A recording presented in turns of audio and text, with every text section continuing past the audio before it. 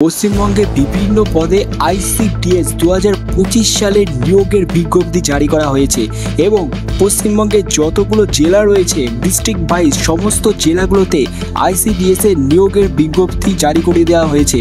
তো আইসিডিএস এর একটি বিরাট বড় নিয়োগ চলছে পশ্চিমবঙ্গে। তোমরা যারা আবেদন করতে চাইছো অবশ্যই তোমরা আজকের এই ভিডিওটা সম্পূর্ণ দেখো, কারণ আইসিডিএস এ শুধুমাত্র ছেলেদের জন্য নিয়োগের বিজ্ঞপ্তি চলছে এমনটা কিন্তু নয়। এমন কিছু পদ রয়েছে যেখানে ছেলেরাও আবেদন করতে পারবে, ঠিক আছে, এবং সেগুলো কিভাবে আবেদন করতে হবে সমস্ত কিছু ডিটেলস নিয়ে আজকের এই ভিডিওটা হচ্ছে। তো অবশ্যই ভিডিওটা সম্পূর্ণ দেখো, ফুল ডিটেলসে তোমাদেরকে এই ভিডিওতে জানাবো।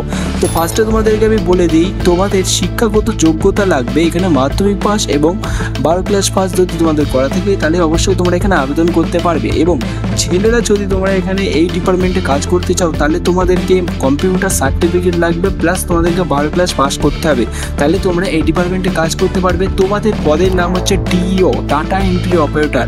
ছেলেদের জন্য রয়েছে ডাটা এন্ট্রি অপারেটর ডিইও পদে, মানে তোমরা কম্পিউটারে কাজ করবে যেখানে ডাটা এন্ট্রি করতে হবে, তোমাদেরকে ডেটা এন্ট্রি করতে হবে। এই ডেটা এন্ট্রির কাজটা তোমরা পাবে যারা ছেলেরা রয়েছে, এবং আইসিডিএস এর মেনলি যে কাজগুলো মেয়েদের থাকে সেগুলো এখান থেকে মেয়েরাই পাবে, যেগুলো যে সুপারভাইজার সমস্ত কিছু থাকে সমস্ত কিছু। আর ছেলেদের জন্য শুধু হচ্ছে ডিইও পদে আবেদন চলছে, ঠিক আছে। এটা 12 ক্লাস পাস প্লাস একটা কম্পিউটার কোর্স বা সার্টিফিকেট থাকতে হবে। তো ফার্স্টে বলে দিই বয়স সীমা কী লাগবে। বয়স সীমা যেটা এখানে চাওয়া হয়েছে 18 থেকে 35 বছর হলে তোমরা এখানে আবেদন করতে পারবে। আইসিডিএস 18 থেকে 35 বছর হলে আবেদন করতে পারবে। এবং কিভাবে আবেদন জানাবে, আবেদন জানানোর জন্য বন্ধুরা একটা জিনিস ভালো করে ডিটেলসটা দেখো। আবেদন করার জন্য তোমাদেরকে অফলাইন মোডে আবেদন করতে হবে। অফলাইন মোডে বলতে আইসিডিএস যে অফিসগুলো রয়েছে সেখানে গিয়ে তোমাদেরকে আবেদন করতে হবে। তোমাদের ফুল যে ওয়েস্ট বেঙ্গলের ডিস্ট্রিক্টের যে সমস্ত জেলাগুলোর নাম এখানে দেখতে পাচ্ছ, এই সমস্ত জেলাগুলোতে ইতিমধ্যে সোশ্যাল মিডিয়াতে শোনা যাচ্ছে যে টোটালি কিছু কিছু জেলাতে আবেদন প্রক্রিয়া ইতিমধ্যে স্টার্ট হয়ে গেছে।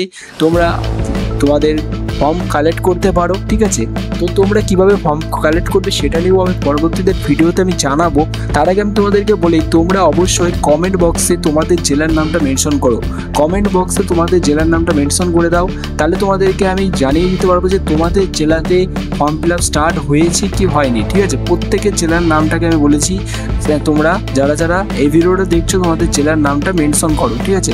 তাহলে আমি তোমাদেরকে বলে দেবো তোমাদের জেলাতে ফর্ম ফিল আপ স্টার্ট হয়েছে কি হয়নি, ঠিক আছে।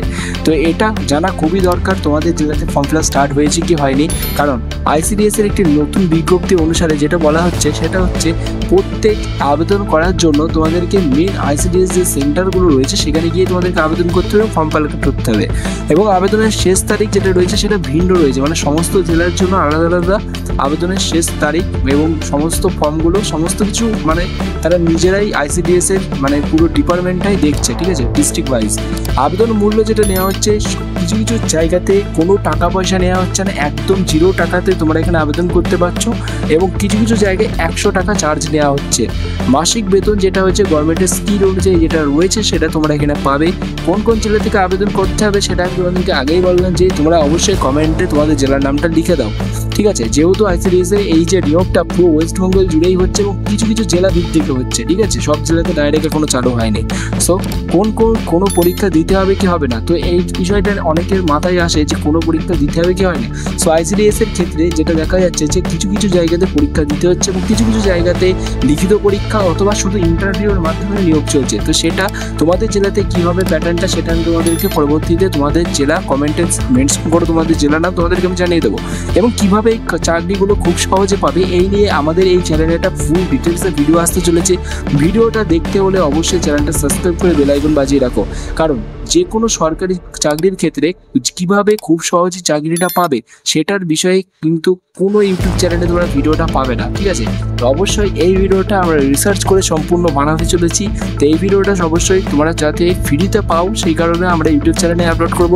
তার জন্য তোমাদেরকে চ্যানেলটা সাবস্ক্রাইব করে বেল আইকন বাজিয়ে রাখতে হবে। Thank you for watching this video.